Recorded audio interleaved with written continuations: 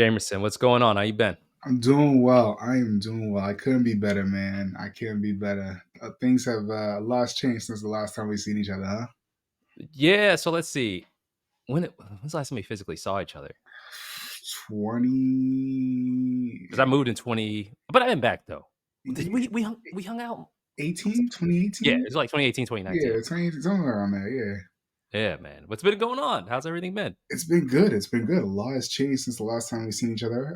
Man, life has been moving at the speed of light. I'm talking, it's from on to the next job. Probably been at two different jobs since the last time I seen you. On the work side of the house and on the music side, we had the pandemic, everything stopped, and you kind Yep. of have that feeling like, do you still got it? Can you do it? Do you want to do it? Right. And I Yeah. say this as someone who, also became a parent at the same time. And I'm sitting here like, where are we at? And then you kind of doubt yourself for a little bit. And then you feel like, you know what? Let me get back into it and see how I feel. You dive back into it and you're like, you know what? It just feels like riding a bike. You forget it, but then you get on and you're like, oh, this is easy. I haven't missed anything. So it's been great. It's been great. I can't complain. I'm still performing at least at the minimum once a month. I'm definitely not at where it was when you last saw me. I think at that point in time, I was doing almost a Wednesday, Thursday, Friday, Saturday at that point. Yeah, those I was still doing Saturdays. But yeah, it's calmed down a little bit though, for sure. It's definitely calmed Yeah. down a little bit. Yeah, you were one of the first. No, let me think. You were the second guest we ever had on the podcast because it was me, Sean. So we Yeah, did interviewed yeah, Sean, yeah. who I just checked in with last week. Awesome. He's out in Cali now. Good. Um, and we were talking, and at that time, we were both working at Skyward. Yep. Your schedule was nuts. You were living in Cambridge and Yep. doing shows in Boston. You would leave work, like go rest for like an hour, Yeah, I would pack all leave your stuff. work. I would rest for like an hour, an hour and a half max, and literally I would perform from 9 p.m. to 2 a.m. And it was wild. Like, those are the days where, like, in your younger years where you could bounce back like there's no tomorrow. You do that now, you're like, man, I'm still feeling it the next day, missing out on the sleep. But it's crazy to think how wild of a schedule I used to do. Like legit, I would do even like the Thursdays and the Fridays, especially the Thursdays were tough. The Thursdays, man, you do a club till 2 a.m. and I'm working a full time job, and you're like, yo, I'm gonna get home probably by like 2:33, and I gotta figure this out because I'm only gonna get a couple hours sleep, and I gotta make like I wasn't out last night when I show up at the workplace. So it is absolutely wild, man. I don't regret it though. I tell you, I don't regret it. It was worth every single minute. Yeah, at that point, I remember. So for those who don't know, Jamerson, you were working in IT as well as DJing. Yep. Uh, when I went in Boston, you had multiple residencies and you were doing multiple gigs. I remember specifically we visited you at Hong Kong. I remember that you were also doing the was epic. what is it? Ebony? Ebony Ebony? Gala, yeah, Ebony Gala? still You were doing the doing it. Ebony Gala? You Still still do the Ebony doing it. Gala? Still doing it. I can't believe I finished year 7 this year, believe it or not. Yeah, in December. And you were traveling too, because your boy was Yep. doing shows. Yeah. So that back when I last saw you, I had I did professional relaxation. I believe that was a year in DR. That was the year. It was 2017, 2018. Yeah, that year was in DR. So that one was a cool trip that year. And that was the thing that was mind blowing. It was similar to what we had talked about when we were at Turtle Swamp, where like, somebody discovered me from doing the Ebony Gala from word of mouth. A guy in Atlanta had reached out to me, and he brought me for year 2. So the first year we did Panama, and then he brought me on board for DR, and that was crazy. I had a really good time for that one. That one is nuts because you play out here, you're nobody. Nobody. I mean, you're somebody to a degree, but no one really cares. Let's be honest. Then you go somewhere else, and people showing you love as if like, you're the next big thing, which is, humbly speaking, not the case. But it was fun. I learned a lot too, and I did something cool in that one. I did a behind the scenes series of life as a DJ. So I want to show people like what we actually do, not just we go into a venue. So I documented the whole thing from when I woke up to what I was doing and eating, but more so like sound check. And now I'm doing sound checks with like Def Jam comedy artists like some more. And like I'm meeting her for the first time, and she's telling me how she wants her set to go and working with the promoter. And then Uncle Luke, he was on that trip as well. That was wild. That was wild. Let me tell you, old ass Uncle Luke, he's still getting it. It's Yeah. wild. This man be having them old heads going crazy. It's absolutely wild, man. I'm like, what are you like 60? Still got it. Still got it, man. And it's funny when that first interview we did 8 years ago, you were like, "It's your you want to travel with it," Yeah, and you immediately traveled with it. Like, right? You were like, "I yeah, want to travel and DJ," yeah, and you were out of the country like yeah. months after that. It's crazy, man. It absolutely So, is. so COVID hits. What was it like when COVID hit? Were you kind of relieved a little bit, or It was a weird feeling because you kind of felt like something you loved was snatched away from you. And you never really had a definitive reason why. You know, it wasn't like people were falling from the sky. I mean, unfortunately, some people did pass away, of course, and rest in peace to all those who lost somebody. But it wasn't. It came out as if like you were gonna get near someone, you were gonna drop. You know, and then we saw the time go by, and we saw, you know, all right, this isn't so bad. But what had happened is it shut down business for everybody. So you saw your mom right? and pops go down, and then nightlife was just non-existent, you know. And then finally we got an opportunity to start performing again, and that's when you had the whole "We Outside" movement, right? And for me, I stayed low key for a little bit. I just want to see how everything played out, and I'm checking with all my other buddies who were DJing at the time, saying like, "Yo, what's the scene like? What's the scene like?" And everyone's like, "It's really slow." Nobody's really dancing. Everyone's just kind of there. It's not like what it was before. And some people, even till today, argue that it's still not exactly like what it was before. Like the attendance in places is still packed, depending on like the specialty nights. But Yeah, those regular kind of residencies, they're depending upon the venue, your location, they're not what it was before. One thing I think has changed though is especially the city of Boston, they started embracing the urban scene more. Cause like back in the day, you couldn't go anywhere with casual clothing. You know what I'm saying? You no, had to have the button up, the hard bottoms. Now yeah, that's a thing. Like you can just be yourself finally. And I feel like it took this city way too long to go down that direction. But that's one thing I do like coming back into the scene. And it was tough, man. It was tough. Like you kind of dealt yourself a little bit. Like, you know, you do your IG lives and all that good stuff. And, you know, that went well. But you know, like, all right, this is cool, but can you do it in front of a live crowd? Right? Do you still have what it takes? And then, you know, you mix your first song, and you're like, oh man, this is a piece of cake. You know, you get your first event and you're back in it. yeah. Did any of the places you used to work at close? Um, some just changed. They were either rebranded. I remember I left my residency right before the pandemic. So I had did a 9 year run at Hong Kong, which I love just for the simple fact that it was an urban night that wasn't a club. And I felt like the city needed that. And what you see now in the city is basically all that. There's like, Oh, you know, Museum of Science, Museum of Fine Arts, your MFA, you have ICA, you have, you know, Big Night Live and, you know, Hustle Blues, all that good stuff.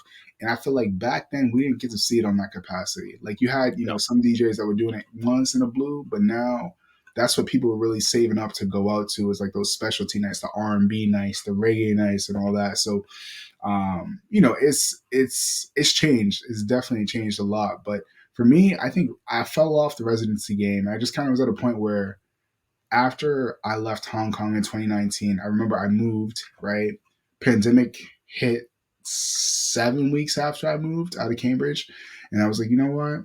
I'm gonna chill low key for a little bit, do the dad thing, do the dog dad thing, and then I felt like, okay, everyone's good here at home. Let me go back out and do what I love, and it's worth it, man. You gotta love something that, you know, relieves you of your stress. That's you can't like put it at the wayside and be like, oh, I'm never doing this again. No way, man. It's like, what's that? What's that? It's like they keep calling me. You know what I'm saying?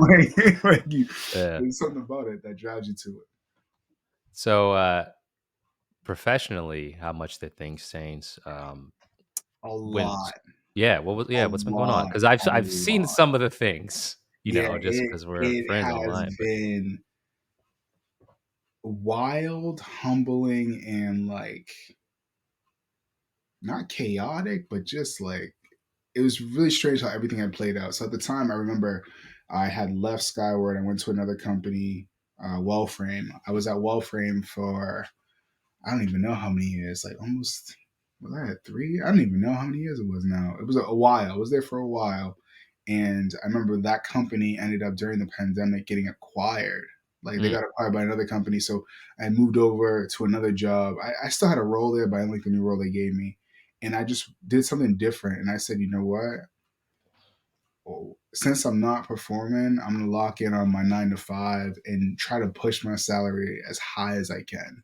And okay. so I literally was like, at the time I was I think I was a sysadmin at the time. I was a sysadmin at the time, and I got promoted to an IT manager. And so I took that to two other companies and did compliance as well. And then now I'm an IT manager at a cybersecurity company in Boston. And so that has come a long way from being in the healthcare space to now in the cybersecurity space, which was a space I wanted to play in for a while. So it's been great. I remember managing a team of one to a team of 7, 8, and it's a massive change. And I'm talking globally. So the time I wake up, I got members of my team who've already sent me a message 7 hours ahead of time, so it's a lot has changed there. And that's really been my focus. Like I love what I do on the side, and I'm very selective with events I pick. I'm so selective because I'm not in it for the money. I'm in it because I love it. Like I just legit love performing in front of people. So I don't have to take the weddings. I don't got to take, grandma's event down the street, her 80th or some BS like that. You know what I'm saying? I'm very selective. And the thing is I like even change my pricing guide a lot around that. Like I legit, people are paying me. Yes, you're paying me to perform, but you're really paying for my time away from home, my time away from my Yeah. daughter and my family. So that's really what it is now. And the work side is just it's intense. The job I'm at now is aggressive. I love it. I got a good crew that I'm with. I'm learning a lot, which is where I really wanted to get from the role. And I'm trying to figure out what's my next step after this. I got a few years. I'm probably going to do this. I don't know. I think at some point in time, Joe, I want to start my own business, something where I could work from home, but make it for myself. You know what I mean? Not living somebody else's dream, live my own dream, man. Every time I go into the office, I sit there and I ask myself, I'm working for somebody else's dream. I'm trying to have, my own business where I don't got to do that no more. I think that's just something that a lot of people aspire to. It's just about how bad do you want it? Have you carved out a path in order to get there? So, I think it's important. That's been tough for me personally because it the natural progression in corporate uh is managing. And first, shout out to Tragic Johnson, my boy Brandon from Baltimore. Uh, it's it's tough, man, because it's like one thing when you're just doing a task and you're really good at that task, you can compartmentalize that. When you start working with people, it's a whole new thing. There's all kinds of expectations. So I've always been scared of having things like this, having other things we've done in the past. Mm-hmm. I'm like, bro, if I commit to this, I got to commit to this. I've never wanted to be the guy who's like, yeah, I'm a manager. I'm just not going to care because you can't, you can't do that. Like, I can't, you Gotta can't, care, you, man. you can't be like, yeah, I got my passion. Yeah. I don't, you figure it out, guys, because they're looking it out. They're looking out for you. How Right. is that? How's that transition been to managing? It's different. Like when you're a solo contributor and you become a manager, you realize two things. Like you, as a solo contributor, and if you had a good job, you're automatically accountable. Like you take pride in your work, right? Because it's all you. Now you realize your performance is based upon your team, a whole group of mofos that you kind of see them as damn near extended family. You're with them more than you are with your personal family. And so for me, I had no problem with that adjustment. When I had moved into the role at the cybersecurity company I'm at now, I had folks on this team that I, didn't hire. And that was new for me because usually I'm used to hiring my own team. And that's what I had done before, even when it was a small team of one or two. So that was a different feeling. And you get to learn everyone's personalities. And that's the thing is you got to understand your team. But it's kind of like being a coach. That's exactly what it is. It's exactly like being a coach, right? Are you going to be a Greg Popovich? Are you going to be a Doc Rivers? Are you going to be, whoever? You know what I'm saying? So for Yeah. me, my style was in order for me to get these guys to listen to me, because I'm just some random black dude off the street. They don't know who I am. I'm here. And they're kind of, you kind of have to prove to yourself, but prove to them why you were put in this role, right? To lead them and lead by example, not being afraid to, I'm going to do all the work you guys do just so I can show you I can do it. So I can understand what you're going through so I can relate to it to better coach you.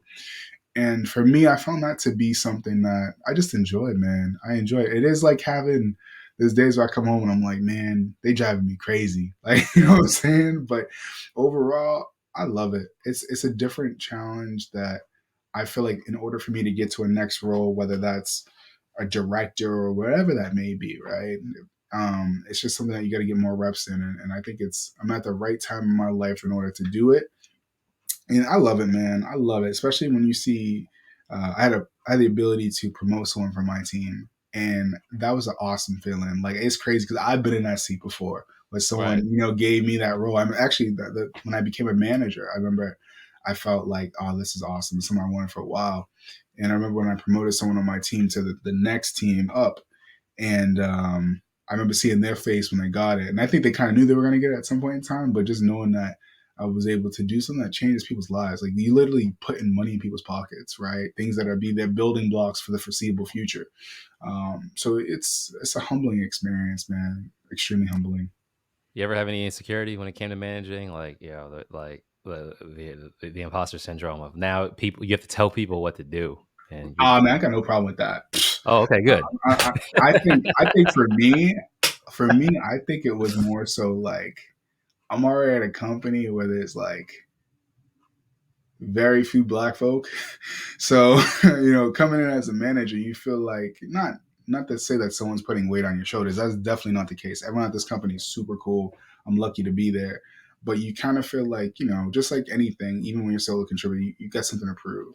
And Hmm. especially as a manager of a team, in the tech space, right, at a cybersecurity company in downtown Boston, you feel like, I got to show something to these guys to show them why I'm here. They just didn't pick me because I'm, some random guy out the door. And I felt like that was big for me. And at first, when I first got there, you question yourself, like, man, I did this at the former company when it was a smaller team, but can I do it at a global team that's much bigger in size, over God knows how many different time zones, right? So my team spans from here in, Boston all the way to Romania, Israel, London. Like it's definitely it's a lot, man. But yeah, it's you get over that hurdle and you're like, oh, I can do this, and then it's just rinse and repeat, rinse and repeat. And shout out to my manager. My manager's been awesome.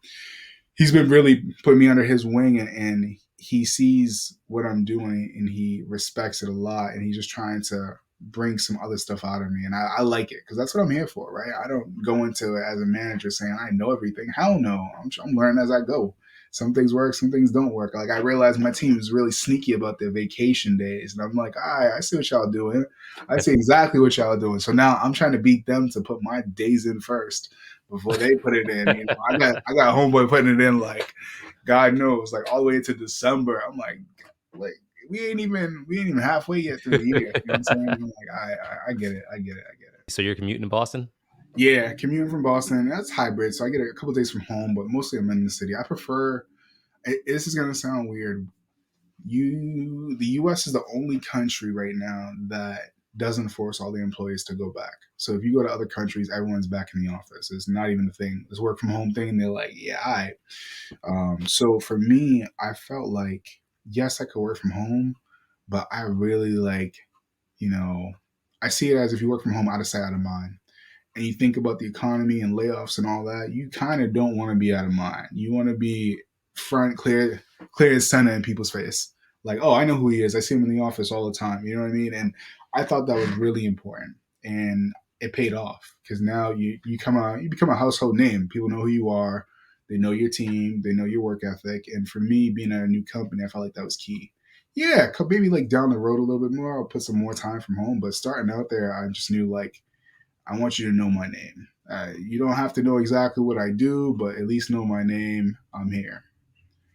I'm more productive away. I like having a dedicated workspace that's not my house. Like it's Something about it. yeah. You know me. I couldn't sit still when we were working together. So it's like I can't do any of that. There are definitely pros to not having to get up and go out. Yeah. But my couch is like right there. My Oh, TV's it's right teasing, man. there. It's You know it's what I so mean? tempting. It's I so tempting. it's like what are we doing? So Right. I do miss and I miss the rhythm of it before COVID. I used to, get dressed, get on the train. Yeah. My podcast game was crazy. Yeah. Yeah. Music game because that was part of it, and I just missed the camaraderie of it. So no, Yeah. I understand wholeheartedly. So it sounds like you've been making strides on the personal end. Were you ever gonna not DJ anymore? Nah, I couldn't. There's no way. There's absolutely no way I can hang it up. I feel like I wouldn't say I'm out of my prime. I think I hit my prime probably between 2015 and 2018. I think those were like where I was just Wednesday through Saturday, having fun. Now it's being more selective, and I feel like I enjoy it more. You know why I say that, Joel? It's because I'm selective about the events. I really curate some really creative sets into Mm. this now because I feel like, oh, this is exactly what I want to do. Like, oh, we're doing a reggae night? Oh, for real? That's what we're doing? Like, that's my foundation. And so I can really you know, do it instead of being like weddings where, yeah, they pay well, but man, my old ass ain't trying to be in a 3-piece suit doing somebody's reception and ceremony, 2 setups. Nah, I'm good, man. I'm good. You can give that to them young dudes. They can make the money off of that. I got a 9 to 5 for that part. Give me something where I can have a little more expression. Give me some R&B. Give me whatever it is. So I've been tapping into that a lot, tapping into genres that I don't often play. In front of other people, I kind of at a point now where I'm like, I want you to see my other side. I want to show you what I can do when I did a set in London, and see how it resonates with people here in the United States. I just feel like you got nothing to hide. You're too old to hide stuff, so you just kind of lay it all out. If you like it, you like it. If you don't like it, it's okay. I understand. You ever thought about putting your own events on? Yes, I still do. I still do. I didn't do it to the capacity which I did in college. I was doing it all the time in college. I did a little bit out of college. And, that's the part about having a residency. But at the same time, it's like one of those things where I only will do a residency if I have full control over everything. Like, Right. I have full control over everything. I'm not, somewhat of a control freak in the sense of if my name and my brand is on something, it has to represent me. I don't want something that's going to be somebody else's vision and bringing me into morph it a little bit. It's got to be fully me. So I've been thinking about something really big actually. Next year is my 20-year anniversary of doing this music thing. And I want to throw something crazy, Joe. I don't know what it's going to be. I got some ideas. I already got some people and artists that I want to put on the bill. Um, I might even do the whole event free, like pure Okay. chaos, free, open bar. Bring people in their 30s, make them feel like they're in their 20s again. You know what I mean? The bounce I back like ain't the it. same the next day, but just giving something that is different. And that's the thing too. You realize is that the older you get, your network of people are growing. A lot of your friends have families, they have kids. You know what I'm saying? So for them to step outside, you got to really make it worth their while. You know what I'm Yeah, saying?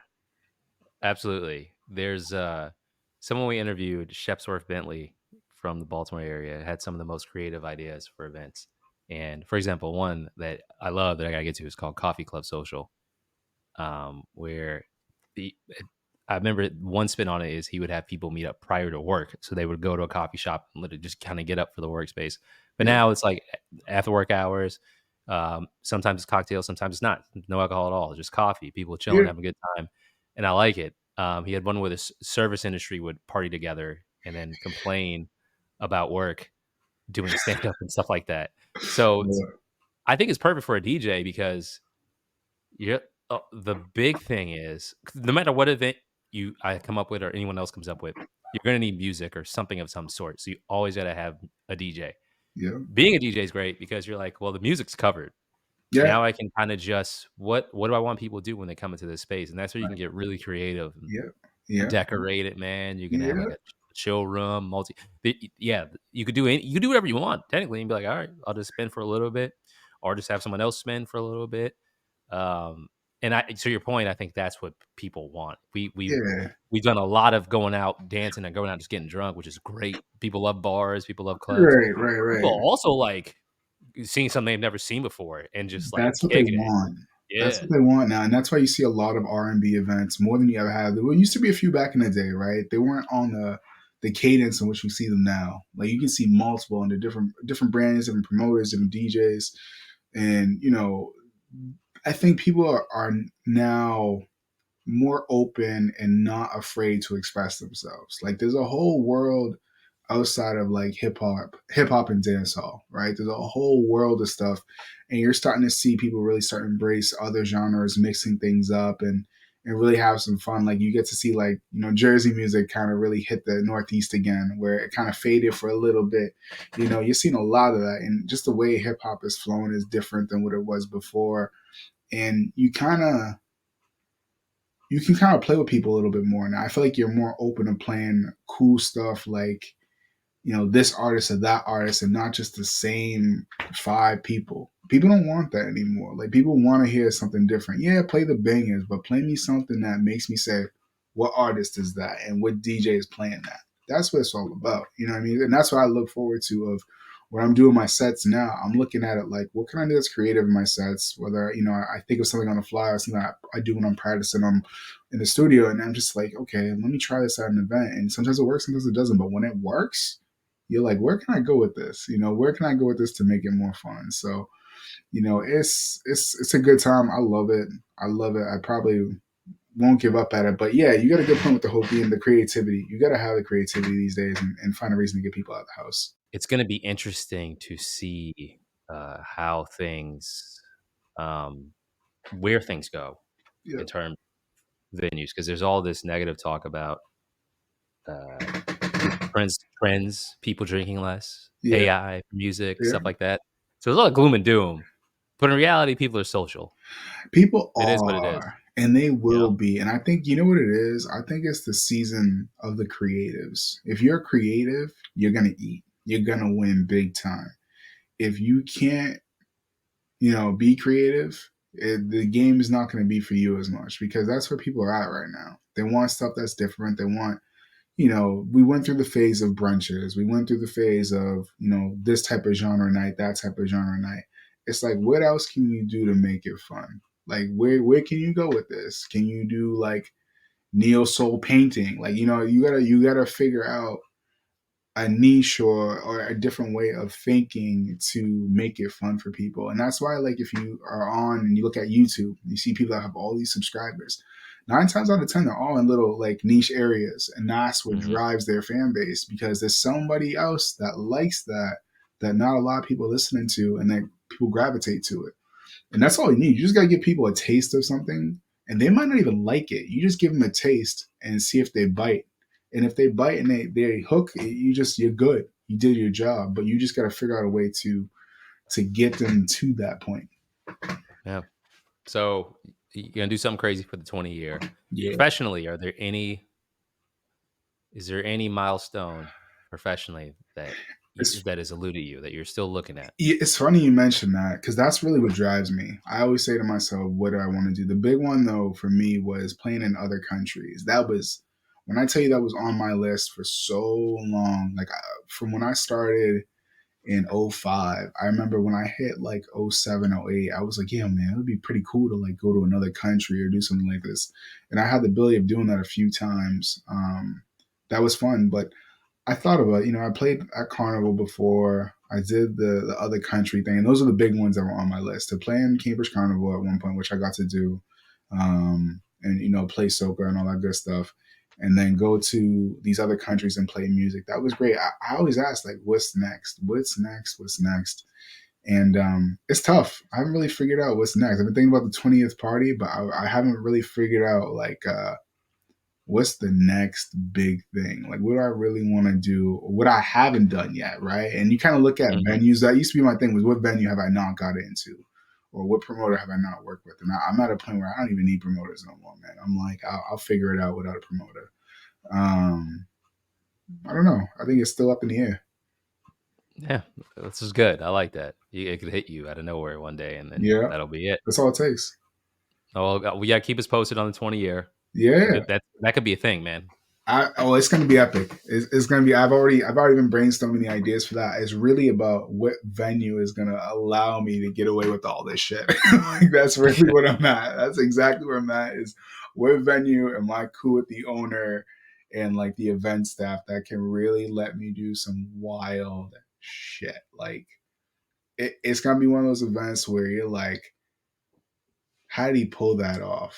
That's the goal. That is the goal for that event, is for someone to say, how did he pull that off?